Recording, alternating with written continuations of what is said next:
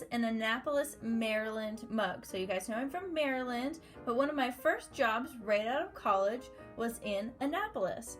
And what I did, I wasn't a teacher at first. I worked for accounts payable.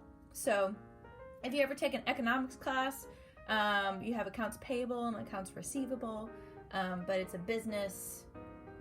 I was basically working for a corporate business, so I did that in Annapolis, Maryland, and they have boats and a lighthouse and crabs. Crabs. Okay. All right, so today we are learning about frequency tables. Woo! So this is another way that you can display data. And the definition of a frequency table is it shows how often a number appears in data sets. So a frequency table can either be done by categories such as days of the week, or in intervals such as you would have like 1 to 10 and then 11 to 20. So we're going to talk about the intervals and how we can display that. All right, so we'll just get right to it. So here's the set of data right here. We are going to start with arranging the numbers from least to greatest. So we don't forget any of the least and or any of the numbers. So our least number, the lowest number, is 65. Cross that out. And then 71. Then 74.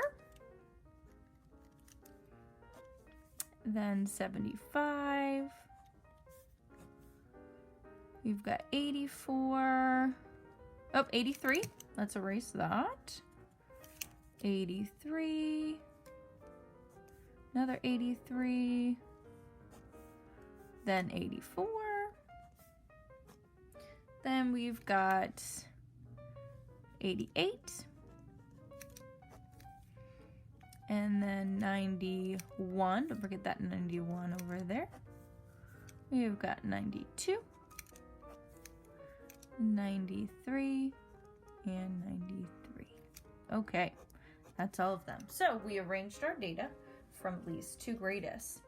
So from that data, let's find the range. Remember, our range, this is the smallest number minus the biggest, smallest number minus the largest number. So the smallest number minus the, the largest number minus the smallest number. Good catch. Largest minus smallest. All right, so our largest is 93 and our smallest is 65. So if you want to do it on the side, or you can use a calculator in order to find the range. You can pause this video if you want to find it. So our range is 28. All right, so we found the range of the data, and we're going to create intervals from your data, but not overlap the numbers. So when we're doing intervals, I'm going to maybe say these intervals in intervals of 5. So what I'm going to do is I'm going to start with 65, that's my lowest, and then I'm going to go to 70. Then my next chunk of intervals, I need to start at 71, and then I'll go to 75. And then my next chunk would be 76 to 80. My next chunk would be 81 to 85. Then 86 to 90. And then 91 to 95. Then 96 to 100. So that's what I'm gonna put my intervals. So make sure that you're not overlapping numbers. So I don't want to put 65 to 70, 75 to 75. That would be overlapping, right? So we've got our intervals, and we can actually put them in this box right here. So 65 to 70, 70, I don't know if my box is going to be big enough. 76 to 80, 81 to 85, 86 to 90, 91 to 95, and 96 to 100. Okay, so those are my intervals. Perfect fit.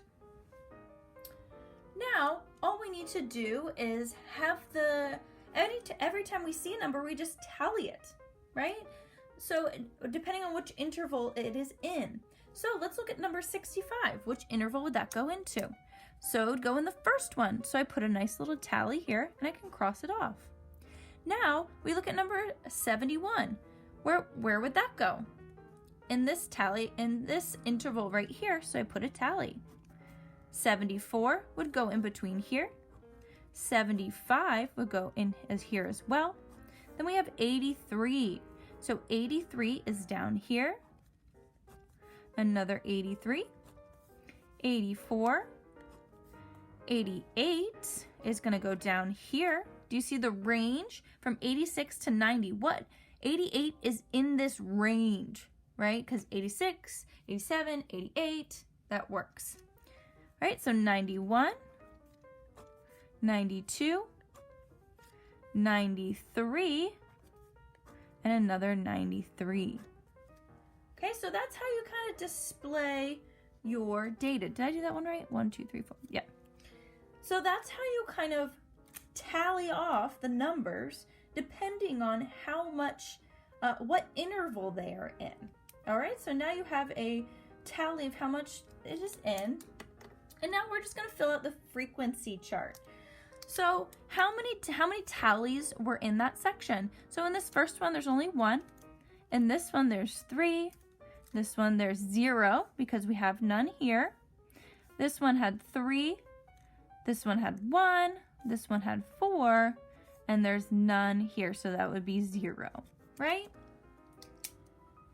So that's just how you do a frequency table, and it allows you to see, so I can see that 4 students had a range of 91 to 95 in their score. So that's awesome. I can also see that no one got 100 in the first section, and there's one person that got below 70. So that's kind of how you can use a frequency table to display your data.